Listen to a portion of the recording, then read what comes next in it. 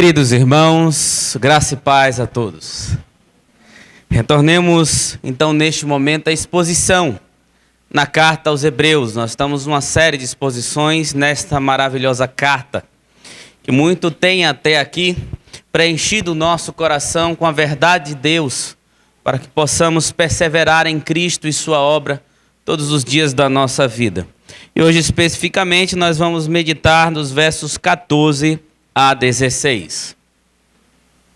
Hebreus, capítulo 4, dos versos 14 a 16.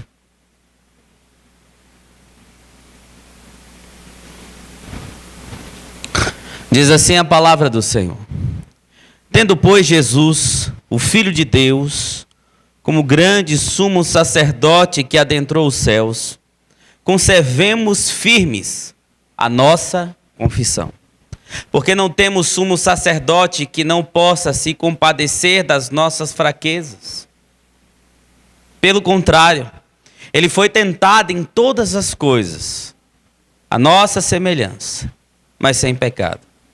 Portanto, aproximemo-nos do trono da graça com confiança, a fim de recebermos misericórdia e encontrarmos graça para ajuda em momento oportuno. Vamos orar mais uma vez. Senhor soberano, Deus trino, ajuda-nos, ó Deus, neste momento mais uma vez, sermos envolvidos pela verdade da Tua palavra. Desta maneira, a tal ponto, que possamos sondar o nosso coração, sondar a nossa mente, e ver as áreas que necessitamos melhorar, mas acima de tudo, buscar auxílio na Tua presença, diante do Teu trono.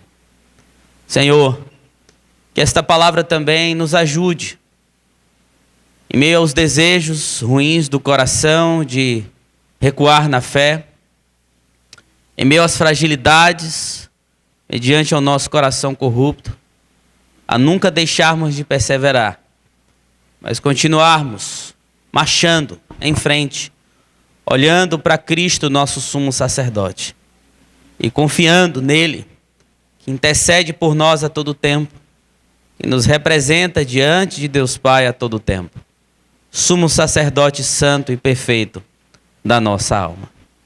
Ajuda-nos, pelos méritos de Jesus, pelo auxílio do Teu Espírito. É assim que nós oramos. Amém. Imagine que você está preenchendo uma ficha de matrícula, fazendo talvez um cadastro em hospital, ou até mesmo iniciando um novo trabalho.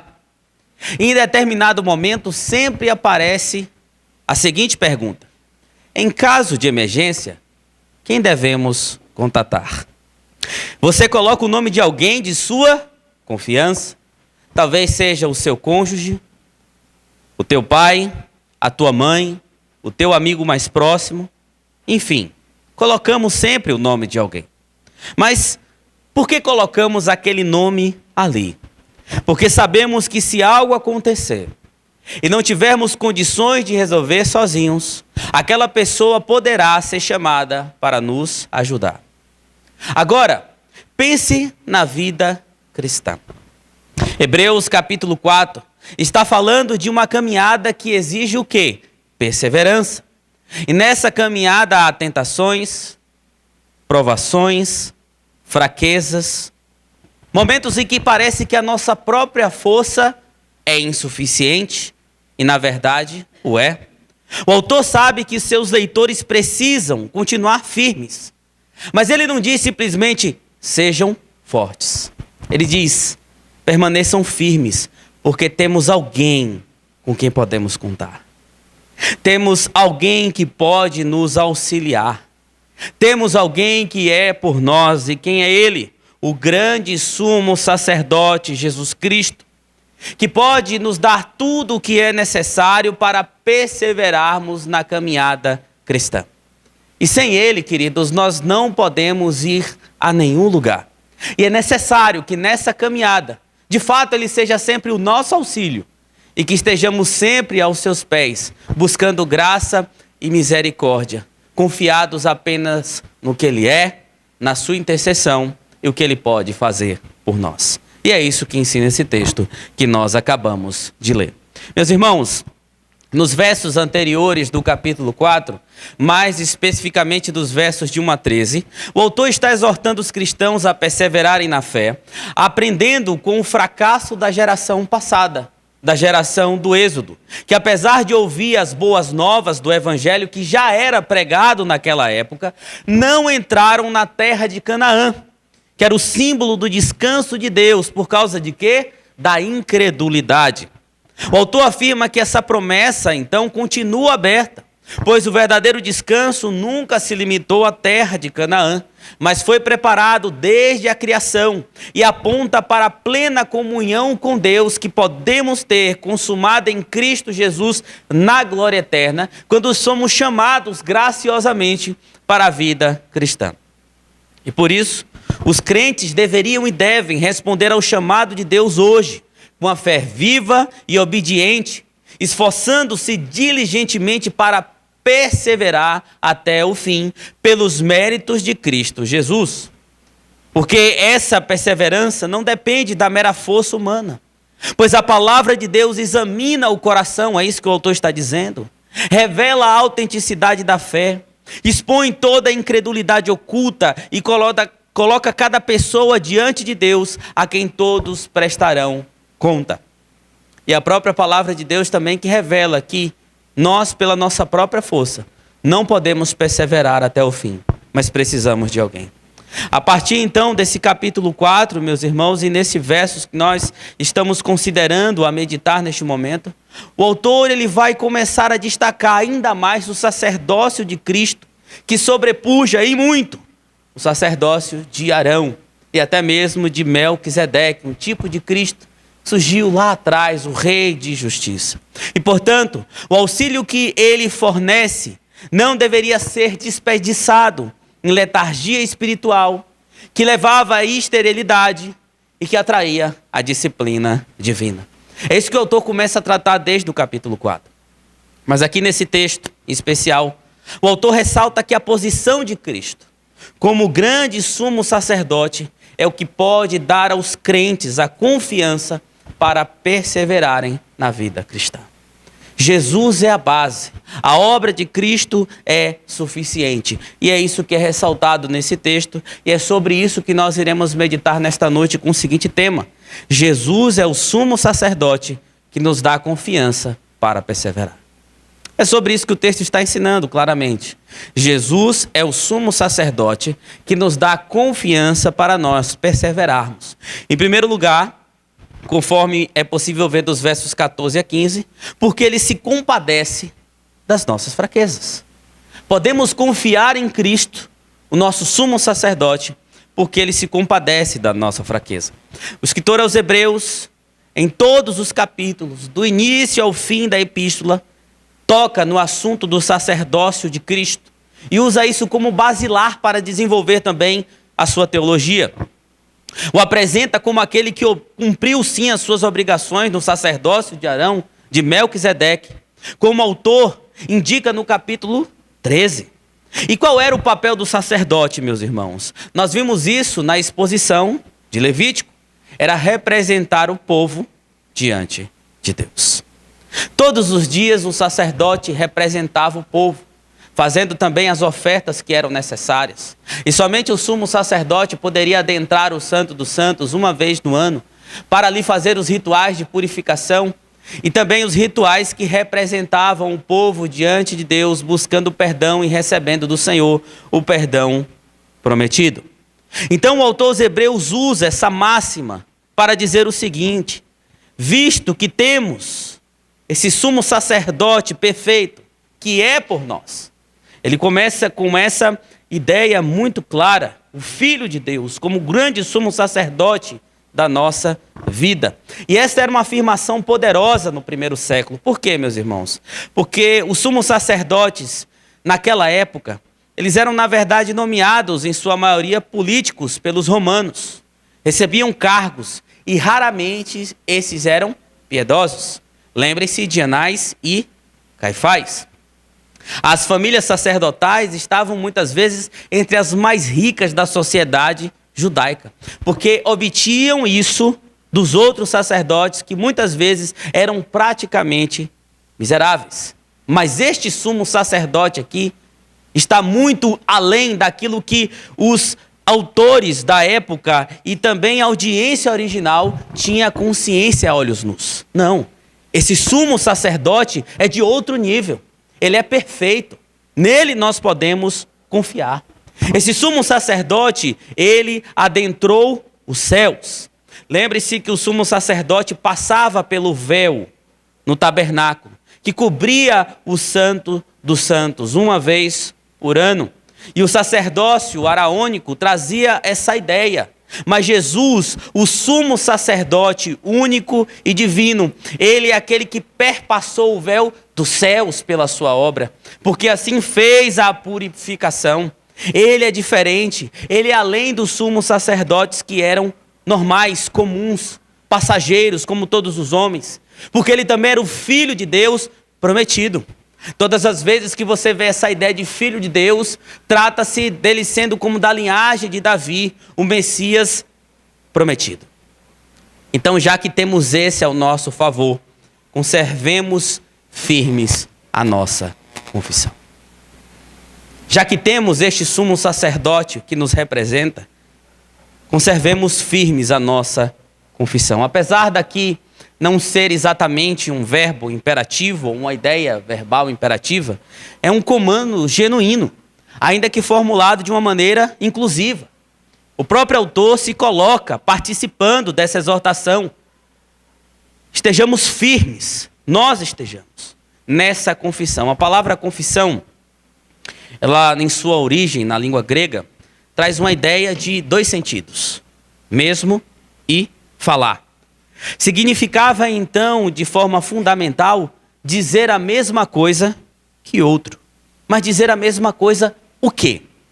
Sobre o que o autor aos Hebreus está falando? Da profissão pública, aonde Cristo é exaltado como único e verdadeiro Deus, como Senhor de todas as coisas, como cumprimento de todas as coisas. Lembre-se do contexto da carta. Os irmãos a qual ela foi endereçada estavam querendo sucumbir, retornar às antigas práticas judaicas. E dizendo, mediante a isso, Cristo não é suficiente. Mas a confissão que tinham feito antes, essa deveria permanecer. Cristo e seu evangelho é a verdade. E não importava a oposição, estavam sendo perseguidos, está no contexto da carta também. Ainda assim, permaneçam firmes na confissão de vocês. É isso que essa verdade de quem Cristo é para nós deve gerar no nosso coração. E meus irmãos, quantas confissões ou tipos de confissões nós vemos aí nas denominações eclesiásticas? São várias. O grande problema é que a maioria delas estão distantes do verdadeiro evangelho. Mas a confissão que nós, crentes de hoje, devemos manter firmes na nossa vida é aquela que a palavra de Deus demonstra de forma genuína. E nós não podemos recuar. Jesus Cristo, o Filho de Deus, é aquele que é o centro da igreja, aquele que é o Senhor da igreja, é o Senhor da nossa vida, é quem devemos adorar, deve ser o nosso bem mais precioso. Sem Jesus não há igreja verdadeira. Portanto, é essa ideia que nós temos aqui, queridos irmãos. O verso de número 15 apresenta um outro dos motivos principais pelo qual podemos nos apregar à obra de Cristo Jesus. Porque esse sumo sacerdote, ele se compadece também das nossas fraquezas. Porque ele foi tentado em todas as coisas à nossa semelhança, mesmo que sem pecado. Conta-se história que durante uma determinada guerra civil em um país, o presidente da época, um antigo herói de guerra, costumava visitar os hospitais militares. Certa vez aproximou-se de um jovem soldado gravemente ferido e passou um longo tempo ao seu lado. Depois que o presidente saiu, alguém perguntou àquele rapaz: "Você sabia quem era aquele homem?" O soldado respondeu: "Não, mas eu sabia que ele entendia a minha dor." Foi a presença compassiva de alguém que entendia aquele sofrimento que trouxe paz ao coração daquele jovem tão ferido. E é a certeza de que Cristo passou pelas mesmas coisas que nós, mesmo que sem pecado, ele se fez pecado, carregando sobre si as nossas dores. Ele sabe o que é sofrer, ele sabe o que é padecer, então ele se compadece da nossa vida. Quando nos achegamos a ele, quando mantemos firmes a nossa confissão, ainda que em meio a perseguições. A ideia de compadecer significa literalmente simpatizar. Dá uma ideia de emoção e afeto. É muito comum nós nos simpatizarmos e nos identificarmos com pessoas que sofrem. Tem aquele tipo de pessoa que você vê constantemente nas redes sociais, na televisão, os programas que falam da dureza da vida de algumas pessoas, mas também pessoas próximas a você. Às vezes passando pelos mesmos sofrimentos que você já passou, ou porque você ama e tem carinho por essa pessoa, você não gosta, você não ama, você não se sente bem em ver aquela pessoa sofrendo. Você já passou por essa experiência? Certamente sim. Às vezes, nós nos mantemos um pouco distante das pessoas que estão sofrendo também. Nós somos, por outro lado, totalmente antipáticos a dores de muitos irmãos, ao sofrimento, a nos preocuparmos. Mas isso, queridos, não está de acordo com a fé que devemos professar, porque Jesus é alguém que simpatiza da nossa dor. E ele passou pelo quê? Vamos lá? Fome, sede, rejeição pela própria família, rejeição em sua cidade, traição de um amigo íntimo, abandono dos seus discípulos, falsas acusações, humilhação pública, cuspido, chicoteado, xingado, angústia profunda diante do sofrimento, incredulidade das multidões e morte de cruz. Tá bom para você ou o que mais? É por isso que quando a gente diz assim, Senhor, me auxilia, que eu estou sofrendo, nós estamos falando com alguém que simpatiza, que sofreu, que sabe o que é sofrer por causa dos nossos pecados. Jesus se identifica com as nossas lutas para derrotar o pecado e triunfar sobre as tentações, porque ele foi tentado em todos os sentidos que temos também. Encarnado, Jesus era tão humano quanto nós e foi tentado de acordo com essa circunstância. A grande diferença, meus irmãos, entre Cristo e nós é que, embora tenha sido verdadeiramente tentado em todas as coisas, ele jamais cedeu ao pecado. E nós cedemos, mas mesmo que cedamos, ele é fiel e justo para nos socorrer, porque ele sabe que o pecado é algo terrível da nossa vida. Por isso, nunca precisou oferecer sacrifício por si mesmo, mas somente por nós. Sua perfeita obediência ao Pai o torna o sumo sacerdote vitorioso, capaz de nos socorrer em nossas tentações. Portanto, o que podemos tirar mais ainda de lição para os nossos dias? Não abandone a tua confissão de fé, por nada nem ninguém. Às vezes nós somos tentados em meio a um mundo difícil, em meio às provações, mas às vezes por causa de outras pessoas. Quantas vezes nesse tempo de ministério eu vi homens e mulheres abandonando a fé por causa de relacionamentos, de namoro, de relacionamentos conjugais.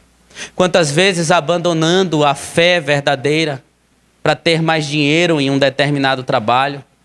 Quantas vezes abandonando o Cristo por coisas passageiras e pequenas, porque colocaram coisas efêmeras como centro do coração.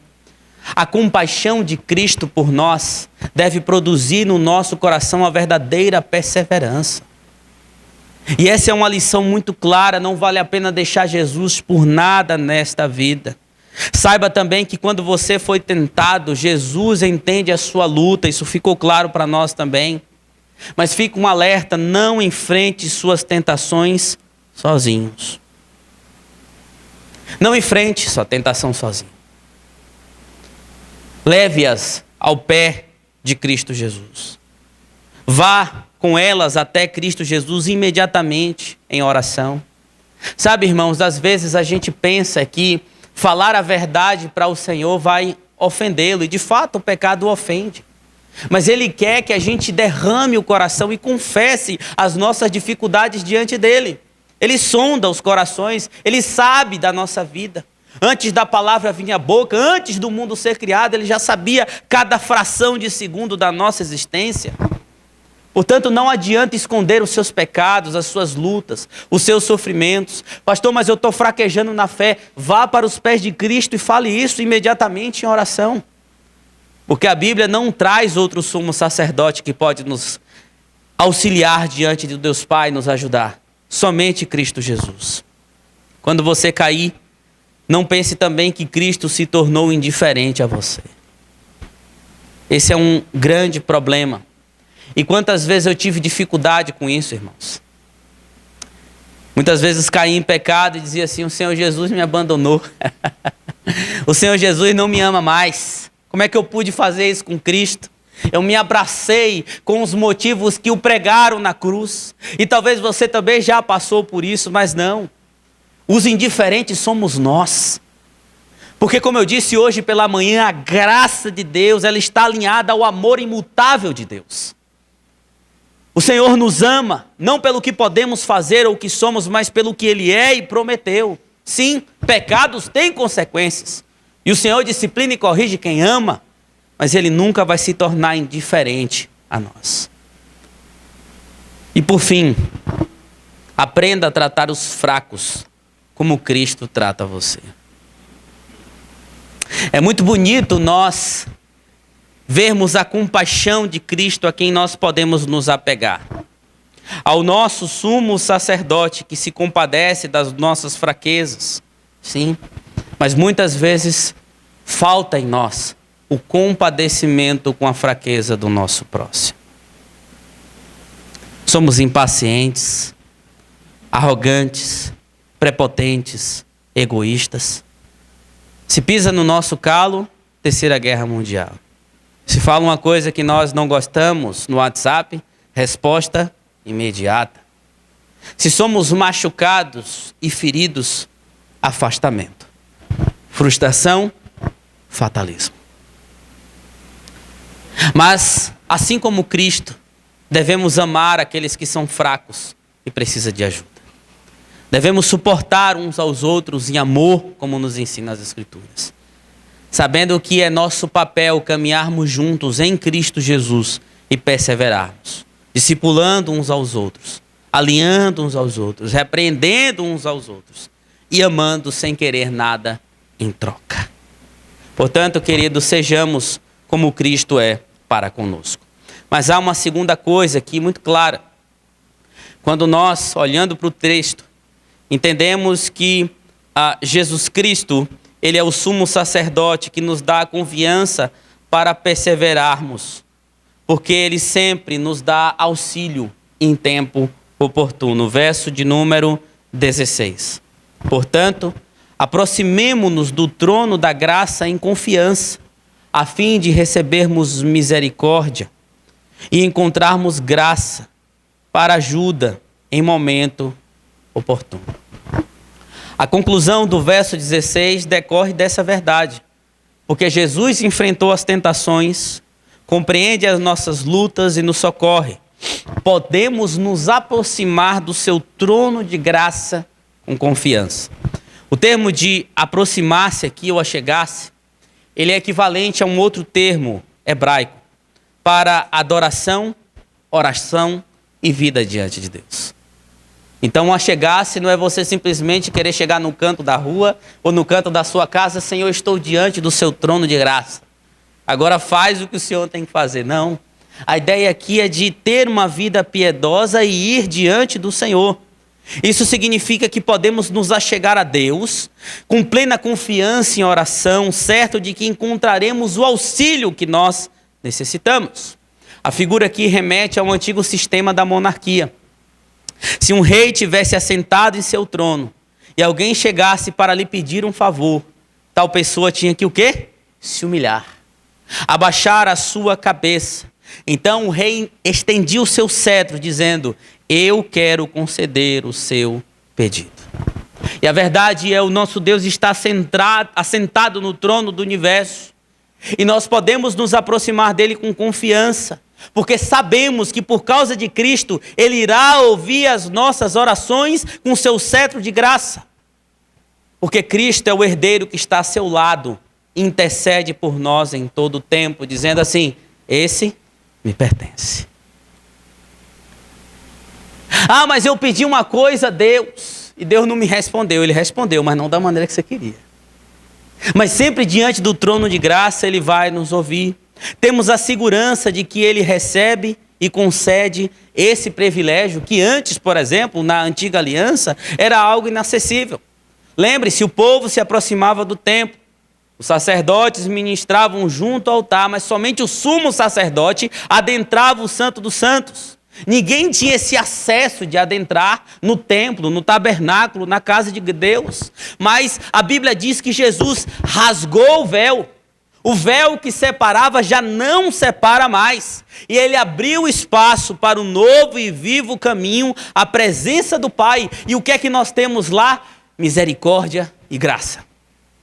A Trindade Santíssima está sempre disponível, prontos para cumprir em nós a vontade perfeita deles. E o motivo pelo qual devemos nos aproximar também, conforme o texto, é porque o trono de Deus é ao mesmo tempo esse lugar de encontrarmos a graça e misericórdia de forma acessível. O que é misericórdia? Misericórdia, por muitas vezes, foi entendido como um momento onde você olha para alguém necessitado e você vai lá e o auxilia. Biblicamente, isso não é a misericórdia que está sendo dita aqui. A misericórdia tem a ver com promessas pactuais de Deus para com o seu povo, que são imutáveis. E todas as vezes que um peregrino cristão se achega ao Senhor, o Senhor nos concede essa misericórdia que está pautada em promessas. Muitos traduziam como amor pactual. Então é no trono do Senhor que temos essa misericórdia. Ali nós recebemos a compaixão divina a cada momento, porque o Senhor olha para nós como um povo que está debaixo da sua promessa. Isso é possível porque Cristo intercede a todo tempo na presença do Pai. Nos impérios do Oriente Médio, durante os tempos bíblicos, só uma pessoa tinha permissão de entrar na presença do rei sem ser convidado. O filho primogênito, o herdeiro do trono. Nem mesmo a rainha poderia entrar. Se entrasse sem permissão, poderia custar a vida.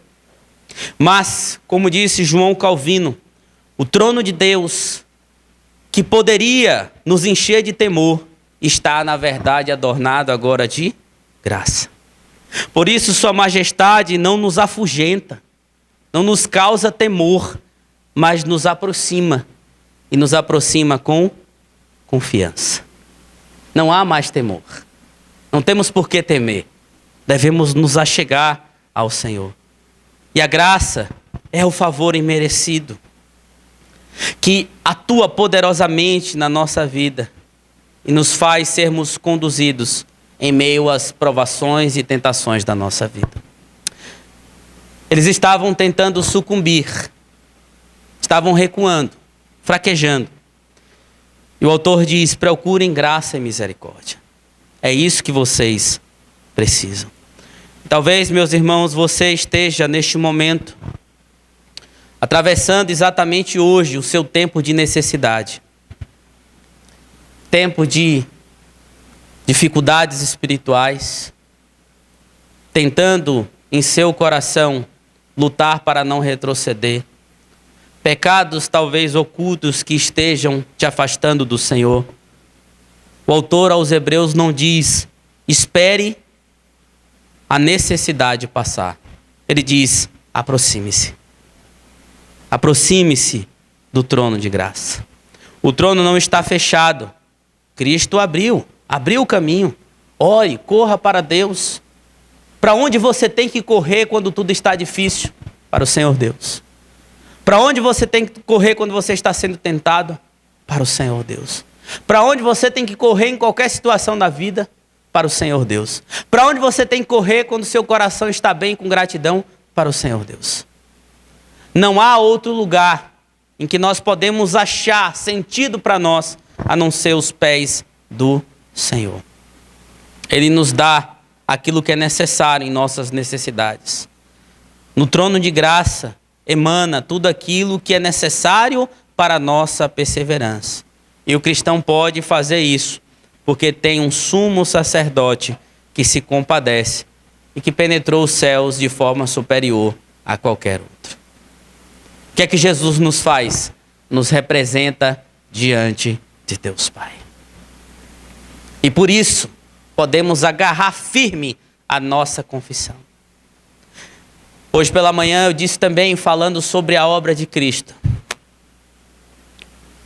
Mesmo quando estamos rodeados pela fraqueza, apenas confie. Porque como disse Paulo, aquele que começou a boa obra em vós, há de cumprir até o fim. Cristo é suficiente.